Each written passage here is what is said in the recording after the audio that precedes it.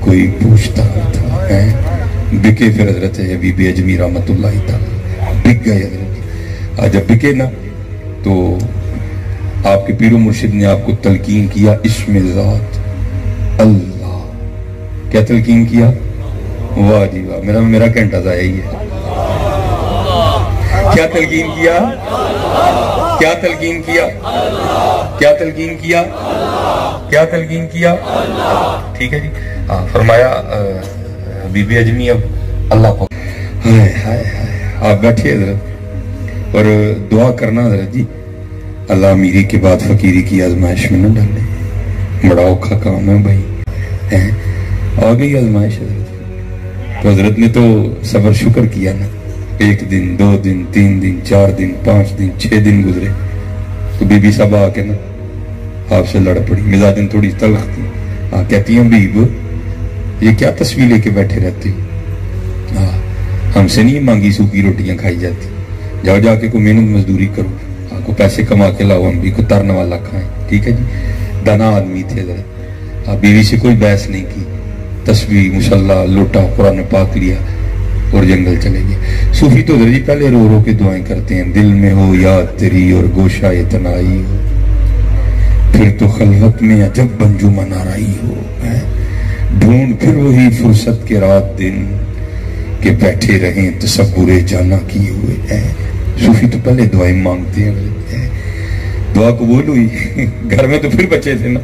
آپ فرماتے ہیں وہاں جا کے نا سارا دن مزے کے ساتھ اللہ اللہ اللہ اللہ اللہ اللہ اللہ اللہ اللہ اللہ اللہ لا الہ الا اللہ محمد الرسول اللہ صلی اللہ علیہ وسلم. فرماتے سارا دن اللہ اللہ کیا.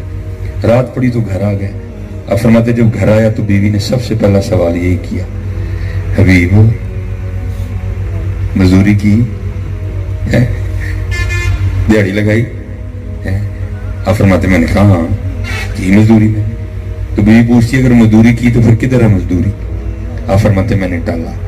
میں نے کہا نہیں سارے مزدوری مانگ رہے تھے لیکن میں نے جس کی مزدوری کی نا میرا مالک بڑا کریم ہے, مجھے مزدوری مانگتے شرم آ گئی. ہاں کریم ہے وہ. بیوی کہتی ہے اچھا چلیں کل مزدوری مانگیے گا, چلو 2 دن کے ذرا زیادہ پیسے آ جائیں گے. اب فرماتے میں اگلے دن پھر چلا گیا. پھر اسی طرح حضرت وہ جنگل اور تنہائی ہیں. پھر اسی طرح زبان پہ شروع ہوا اللہ اللہ اللہ اللہ اللہ.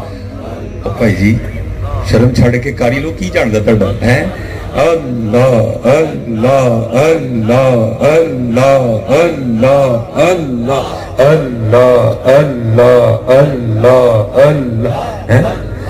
سارا دن اب حضرت بڑی طاقت ہے اس نام میں. سارا دن اللہ اللہ کیا. رات پڑی تو پھر گھر آ گئے. بیوی پھر پوچھتی ہے بیب ایویں لے بہ آئے کو کام بھی کر کے آئے؟ اب فرماتے میں نے کہا کل سے بھی زیادہ کیا ہے.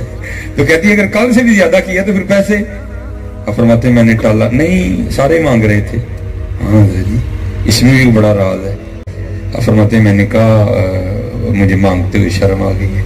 تو بیوی صاحبہ تھوڑا غصے میں آ کے کہتی بیب منڈی تو کل جاؤ گے نا تو جا کے کام نہیں شروع کرنا پہلے 2 دن کے پیسے لینے ہی. اگر تو دے تو پھر اس کا کام کرنا نہیں تو کسی اور کا کرنا جا کے. یہ حضرت جی کو صوفی سمجھے گا یہ تیر کس طرح لگتا ہے ادھر آ کے. بولے شاہ صاحب نے کہا تھا نا سونے ملن ہزاراں ایسا نہیں یار ہوتا. وہ امی ہیں 5 روپے کے لیے رب کے رسول کو چھوڑ دیتے ہیں. یہی ہیں جنہوں نے گردنیں اتروا دی لیکن یار کا دار نہیں چھوڑا. سونے ملن ہزاراں ایسا نہیں یار بٹانا. فرماتے میں ساری رات سسکیاں لیتا رہا. اس نے کہہ کے دیا ہے کہاں جاؤں اس کا در چھوڑ کے. ہے کو ایسا کریم حیرہ. فرماتے رات گزاری. تیسرا دن آیا میں پھر چلا گیا.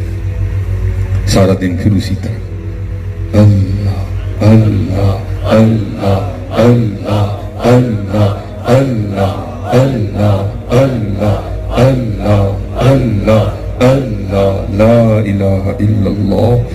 آپ فرماتے سارا دن اسی طرح گزارا. رات پڑی تو گھر آ گیا. آپ فرماتے جب گھر کے قریب آیا نا تو بڑا پریشان. وہ حبیب وہ